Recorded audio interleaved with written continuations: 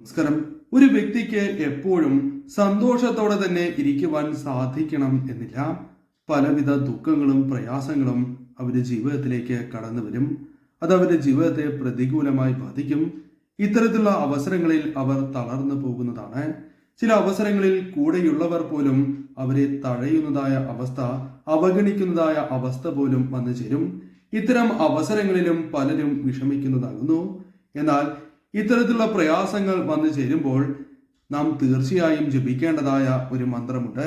ഈ മന്ത്രം നിത്യവും ജപിക്കുന്നതിലൂടെ കാളിദേവിയുടെ കടാക്ഷം എപ്പോഴും നിങ്ങളുടെ ഒപ്പം ഉണ്ടാകും. എന്നാൽ വിഷമങ്ങൾ വരുമ്പോൾ തീർച്ചയായും ഈ മന്ത്രം ജപിക്കുന്നതും ശുഭകരമാണ്. മന്ത്രം ഇപ്രകാരമാണ്: കാളി കാളി മഹാകാളി ഭദ്രകാളി നമോസ്തുതേ കുലം ച കുലധർമ്മം ച മാം ച പാലയ പാലയ എന്നാകുന്നു.